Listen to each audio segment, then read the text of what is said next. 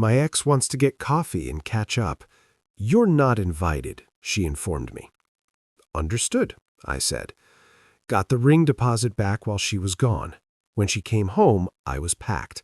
How was coffee? Good. Why are you... We're done. Hey viewers, before we move on to the video, please make sure to subscribe to the channel and hit the like button if you want to see more stories like this. Thanks. The Saturday morning sun cut a bright line across our wooden floor, catching dust motes dancing in the air. It was our kind of morning, lazy and quiet. The scent of the coffee I brewed hung in the apartment, a familiar, comforting smell. I was scrolling through news on my phone, my feet propped on the ottoman, feeling the simple, uncomplicated peace of a day with no plans. Qley, however, was moving with a purpose that felt out of place. I watched her over the top of my screen. She was at the full-length mirror by the door, not in her usual weekend uniform of leggings and an old t-shirt of mine, but in a dark, fitted dress. She'd done her makeup, the kind that took time, the subtle, smoky eye, the precise lip liner. This wasn't for brunch with her girlfriends. That look was louder, more glittery. This was something else. You look nice, I said, putting my phone down. Big plans? She didn't turn from the mirror, instead critiquing the line of her dress. Yeah, just meeting someone for coffee. The casual tone was a little too forced. A tiny alarm bell, soft but persistent, started ringing in the back of my mind. I kept my voice light, easy. Oh, cool. Who with? She finally turned, but her eyes were on her phone, her thumbs tapping out a message. A small, almost imperceptible smile played on her freshly lined lips. My ex, Jason. He's in town. The words landed, but they didn't fully compute at first. Jason? The one before me? The one with the trust fund and the condescending smirk in all his pictures? The one she told me was toxic and obsessed with appearances? My stomach tightened. Jason, I repeated, the name feeling foreign and unpleasant in my mouth. Okay, so we're meeting him? This was the moment. This was where she was supposed to say, yeah, for like an hour. Just be cool, okay? This was where I would have grumbled but gone along, because that's what you do. You show a united front. But she didn't say that. She looked up from her phone and her gaze was steady, devoid of any apology or request. It was a statement, a declaration. There was a flicker in her eyes. Not guilt, but something closer to superiority, like she was privy to a secret I was too dull to understand. We're just going to catch up, she said, her voice cool and clear. A pause, deliberately held for maximum impact. Then the knife twisted with a casual, dismissive precision. You're not invited. The air left the room. The coffee scent turned acrid. The sunny, peaceful morning shattered into a million sharp, glittering pieces. You're not invited. The words echoed in the silence of my head. This wasn't about coffee. This wasn't about catching up with an old flame. This was a power play. It was a deliberate, cruel drawing of a line. I am going to a place you cannot follow.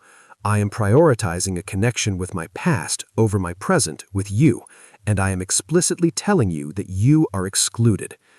I felt the weight in the front pocket of my jeans, the crumpled receipt from the jeweler. I'd picked up the custom-designed ring yesterday. The plan was to surprise her tonight, to cook her favorite meal, to get down on one knee right here in this patch of sunlight. The deposit was massive, a sum saved for 6 months. The ring was finished. It was waiting for me. It was supposed to be the start of everything. And she was telling me I wasn't invited to her life. I saw the future in that single heartbeat-long moment. The arguments, the "you're controlling" accusations if I objected, the simmering resentment if I said nothing, the slow, painful death of my self-respect as I accepted this new, diminished role in her world. The alarm bell in my mind wasn't ringing anymore. It was a single, clear, resonant tone, a tone of absolute, unshakable clarity. I looked at her, at the woman I was ready to build a life with, and I saw a stranger. The emotion, the hurt, the anger, the betrayal was a storm raging inside me, but I built a wall of ice around it. I let none of it show, not a flicker. My voice, when it came out, was calm, flat. It wasn't a question, it wasn't a plea, it was an acceptance of terms. Understood. I said. She looked almost disappointed for a second, as if she'd been prepared for a fight and I'd handed her a white flag. She gave a slight, dismissive nod, grabbed her purse, and walked out the door. The click of the latch was the loudest sound I'd ever heard. I stood there in the quiet, sun-drenched apartment, the ghost of her perfume hanging in the air, and the receipt for a future that would never happen burning a hole in my pocket. The time for confusion was over. The time for action had begun. The word hung in the air after the door clicked shut. Understood. It wasn't just a word. It was a key turning in a lock. The lock on the box where I kept all my love for her, all my plans, all my patience. I turned that key, sealed it shut, and the storm of emotion inside me, the hurt, the blinding rage, the sickening feeling of betrayal was instantly muted. It was still there, a roiling thunderhead, but it was now contained, distant. The energy it generated was no longer chaotic. It was transformed into a cold, focused current. I moved. My first action wasn't frantic, it was deliberate. I pulled my wallet from my back pocket and extracted the receipt. It was creased from a day of carrying it around, a tangible secret. The jeweler's elegant logo was embossed at the top. Below it, the description, 14K white gold, 1.2 CT custom solitaire with pave band. And the number, the staggering number. I'd worked overtime for months to save it. I dialed the number printed on the receipt. My hand was steady. My voice, when the receptionist answered, was unnervingly calm. Yes, hello. My name is Mark Evans. I have an order for a ring. Pickup was scheduled for today. I gave her the order number. I need to cancel the order and process a refund of my deposit to my original card. Oh. The woman on the other end sounded surprised, a little flustered. I'm so sorry to hear that, sir. Is everything all right? The engagement is off, I stated, my tone flat, factual. I offered no further explanation. There was no crack in my voice, no performative sadness. I was closing a business transaction that was no longer profitable. I see. Of course, sir. I'll process that for you right now. The refund may take 3 to 5 business days to appear. Thank you, I said, and ended the call. I placed the receipt on the kitchen counter, right in the center, a monument to a canceled future. Then I walked to the bedroom and pulled my largest suitcase and a set of moving boxes from the top of the closet, the ones I'd kept from my last move. I worked with an efficient, detached rhythm. This wasn't a heartbroken man packing. This was a strategist executing an extraction. I started with my clothes, my side of the closet, my drawers. I didn't look at her things. I didn't pause to smell a sweater of hers or look at the photos on the dresser. Those were relics from a country I had been forcibly deported from. They held no power over me anymore. I took only what was unequivocally mine. The book from my nightstand, my laptop, my charger, the high-quality headphones I bought myself for my birthday. I left the TV we'd bought together, the kitchenware we'd accumulated as a couple, the throw pillows she'd insisted on. They were part of the life I was leaving, artifacts of a shared history that had just been proven a lie. They were ballast, and I was cutting it all loose. Each item placed into a box was a weight lifted. The suitcase held my essentials. The boxes held the rest of my former life. I carried them down to my car, load after load, filling the trunk and the back seat. The physical exertion felt good, cleansing. It was a purge.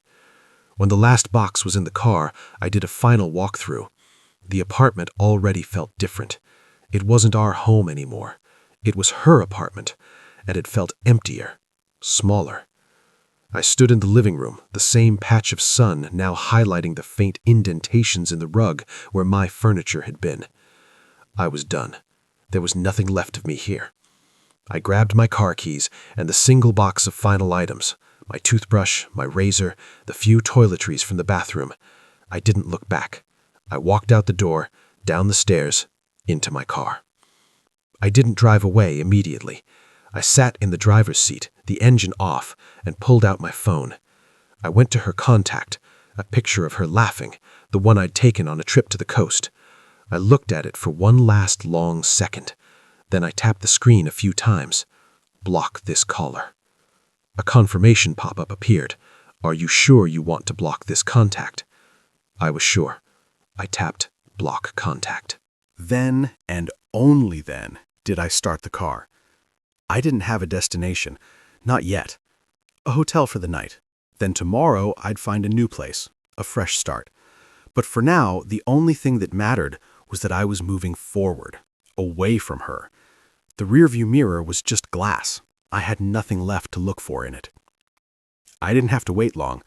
I was leaning against my car door, the evening air cool against my skin, when her sedan pulled into a spot a few cars down. The streetlights had just flickered on, casting the scene in a pale orange glow. I watched her get out, a slight, unsteady sway in her step.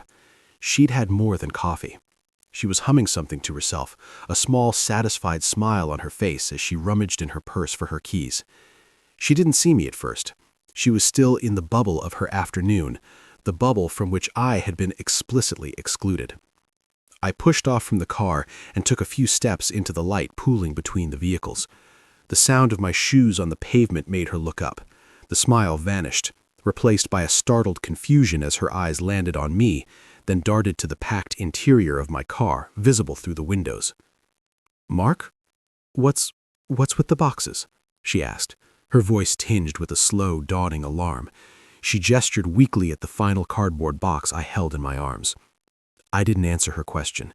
Instead, I kept my voice utterly level, a stark contrast to her building unease. "How was coffee?" The question threw her. It was so normal, so mundane, and it hung in the space between us, utterly at odds with the visual evidence of my departure. "It was," she started, her brow furrowed, defensive gears already turning. "It was good. Why are you—" "We're done." The 3 words cut through her sentence cleanly, without malice or heat. They were simply a statement of fact, delivered with the finality of a judge's gavel. For a second, there was only silence. Then the unraveling began. "What?" The word was a sharp, disbelieving laugh. "You're breaking up with me because I had coffee with an ex? That's insane!" I remained silent, my expression unchanging. My calmness was fuel to her fire. "It was just coffee," she insisted, her voice rising in pitch. "You're being so sensitive, so controlling. I told you about it, didn't I? I was honest." "You were dismissive," I corrected her, my tone still calm. "There's a difference." "Oh my God," she scoffed, throwing her hands up. "So I worded it poorly. You're really going to throw away our entire future, our engagement, over a poorly worded sentence?" The mention of the engagement was my cue. I didn't need to say a word. I just looked at her, letting the silence and the packed car speak for me. The future she was talking about was already in my rearview mirror. Her confusion curdled into anger, the true colors rising to the surface now that manipulation and minimization had failed. "You're pathetic," she spat, her face contorting. "You're actually doing it. You're running away because you can't handle a confident woman having a life outside of you. You'll never find anyone who puts up with you like I did. You hear me? Never." The words were meant to wound, to shatter my resolve and make me beg for another chance. They echoed in the quiet street, ugly and desperate. I took a slow breath, not out of need, but as a period to her sentence. I hefted the box in my arms slightly, a physical reminder of my decision. "The future you're talking about," I said, my voice firm and clear, "ended the moment you told me I wasn't invited into my own. Goodbye, Qley." I didn't wait for a response. I turned, placed the box in the passenger seat, and got into the driver's side. I saw her in my periphery, standing frozen on the sidewalk, her mouth agape, fury and shock warring on her face. I started the engine. The sound was a solid, definitive thing. As I pulled away from the curb, I didn't look back at her. I looked ahead at the road stretching out before me, clean and empty and full of possibility. The first part of the rest of my life was a quiet street fading into the night behind me, and it was enough. Part 2. The Aftermath. The first 48 hours were a study in silence. I checked into a bland, anonymous hotel room that smelled of antiseptic and air freshener. It was perfect. There were no memories here, no ghosts. I spent the time on my laptop scrolling through apartment listings in a different part of the city, and my phone, where the only notifications were from my group chat with friends who knew nothing of the detonation my life had taken. The silence was not empty. It was full of a profound, buzzing peace. It didn't last. The first attempt came on the third day. A text from an unknown number. I knew it was her. The tone was a masterclass in manipulative rewriting of history. "Mark, this is crazy. Can we please talk? You're overreacting. It was just coffee. You're throwing away something real over a misunderstanding." I read it. The words overreacting, misunderstanding were so predictable they were almost boring. She was trying to frame my decisive action as an emotional overreaction, to make her cruelty the subject and my response the problem. I didn't block the number immediately. I wanted to see the pattern. I deleted the message and went back to comparing floor plans. The second attempt was a voicemail left later that night. Her voice was different now, stripped of its defensive posture and layered with a trembling, performative desperation. "Mark, it's me. Please pick up. Okay, fine. I get it. You're mad. It was stupid. Jason was nothing. It meant nothing. He's gone. He left town. It was just, I don't know, ego. I made a mistake, a huge, huge mistake. Please, I need you. I'm so alone in this apartment. It's so quiet. Just call me back, please."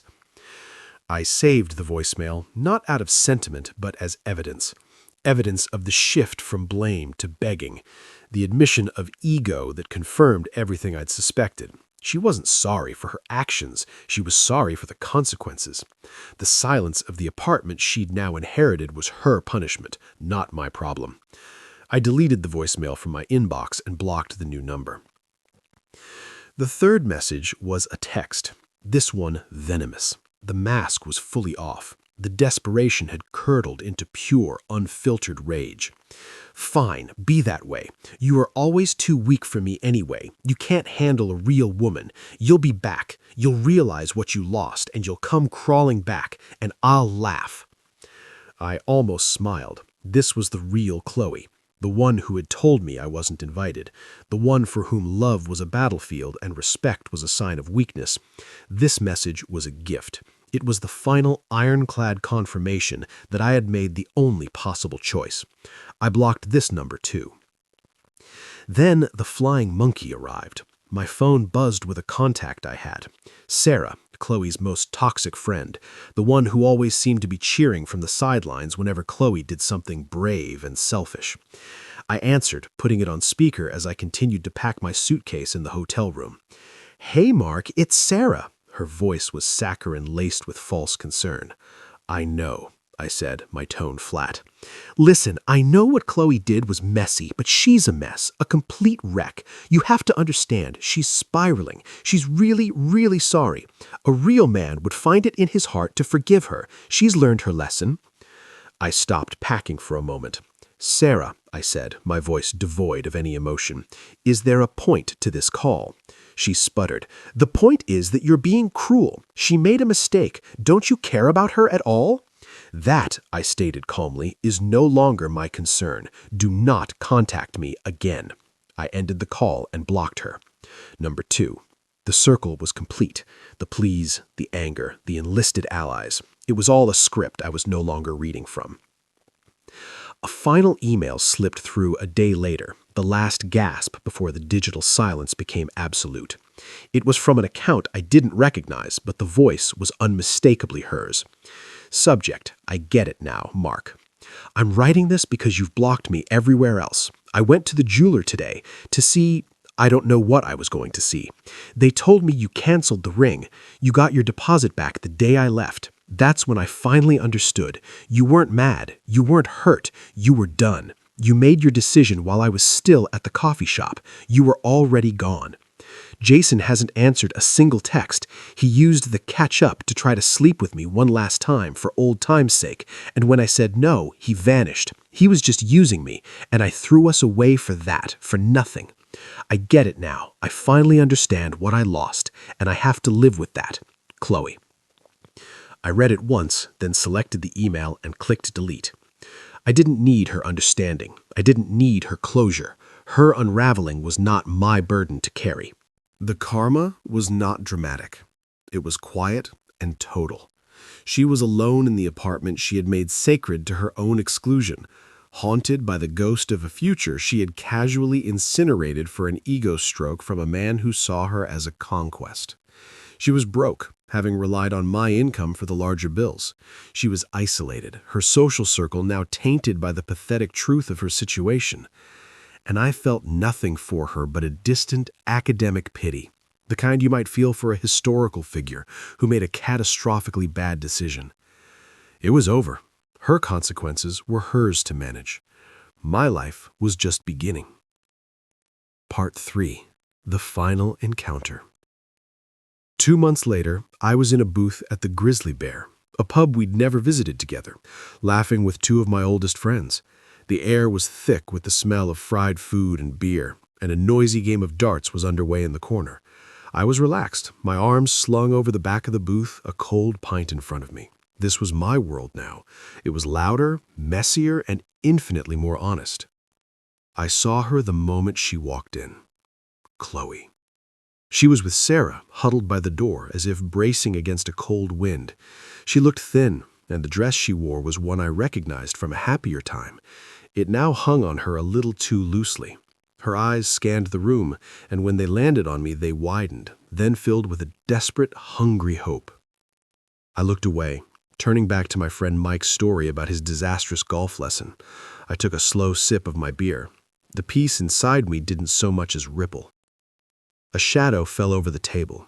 I looked up. She was standing there, her hands clenched into nervous fists at her sides. Sarah lingered a few feet behind, a sour look on her face. "Mark, hi."